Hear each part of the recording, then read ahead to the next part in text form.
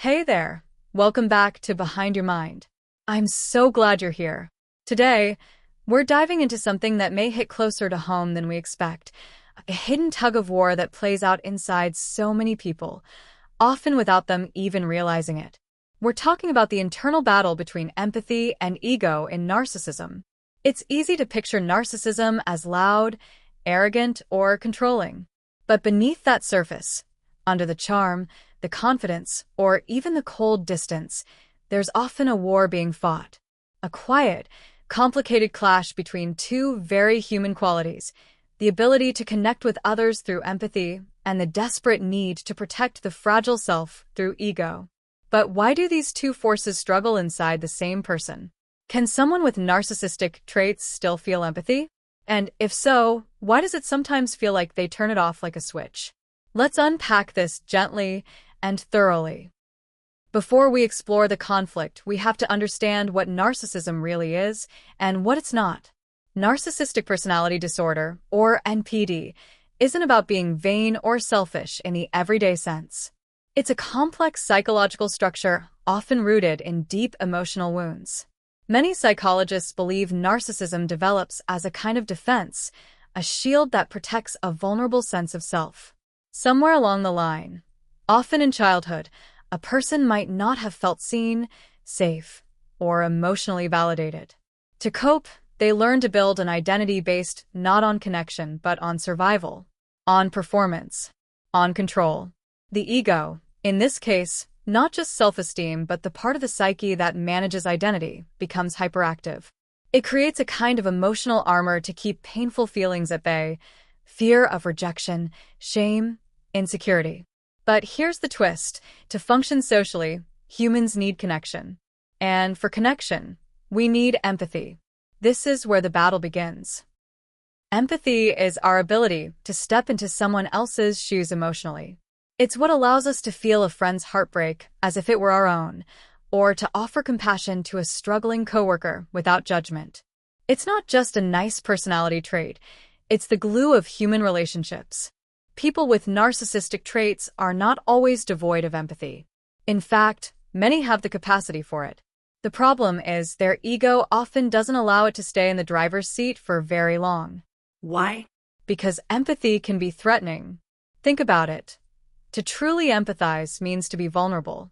To acknowledge someone else's pain means opening yourself up to the fact that pain exists and that you could be a part of it. For someone with a fragile self-image, that's terrifying. So the ego steps in. The ego in narcissism is like a watchdog on high alert. Its job is to protect the inner self, often one that is unsure, anxious, or ashamed. But it does this with force, not finesse. It prioritizes image over connection, dominance over intimacy, and control over closeness. So when empathy shows up and says, "Hey, maybe you hurt that person," the ego might respond, "No, I didn't, they're too sensitive." Or, "They're just trying to manipulate me." Or even, "I don't need this drama." In other words, the ego interprets empathy as weakness, or worse, as danger. And it shuts it down. This doesn't mean that narcissistic individuals are evil or consciously manipulative all the time. Often, these behaviors are automatic defenses. They're not always aware that they're rejecting empathy, they're just trying to stay emotionally safe. Now here's where it gets fascinating. In moments of emotional conflict, especially in close relationships, narcissistic individuals may feel empathy rise up inside them. A pang of guilt, a flicker of understanding, a pause when they realize they've gone too far. But then, just as quickly, ego slams the door shut. This internal seesaw can be exhausting for both the narcissistic person and those around them. Loved ones may find themselves wondering, why do they seem to understand me one moment, then belittle me the next? The answer lies in this inner conflict. The empathy was real, but so was the fear.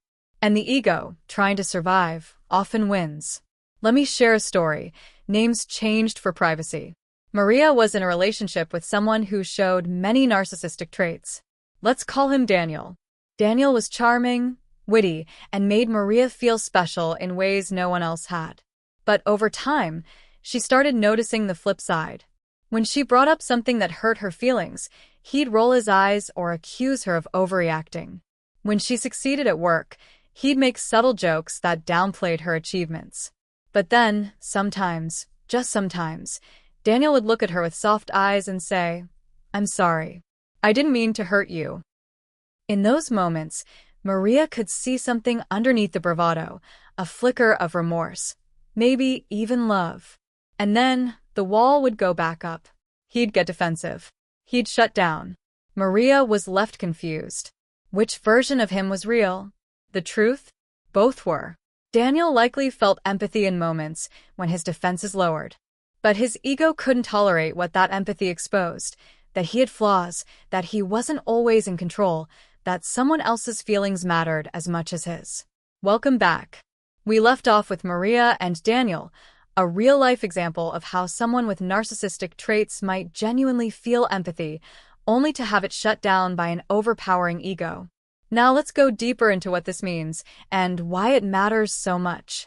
When the ego continually wins the battle, empathy becomes suppressed. And that has a cost, not just for those around the narcissist, but for the narcissist themselves. Here's what that cost looks like. Relationships start to crumble. Friends, partners, and even children begin to feel unseen or invalidated. Their emotional needs aren't met, and over time, the connection becomes strained or even toxic. The narcissist begins to isolate. As people pull away or confront them, the narcissistic individual may feel misunderstood, attacked, or abandoned, reinforcing their belief that they can only rely on themselves. Emotional emptiness grows. Without meaningful connection, the kind built on empathy, mutual vulnerability, and authenticity, life can feel hollow. Success, admiration, or control can't fill that void for long. This cycle is tragic because it often reinforces the very defenses that caused it.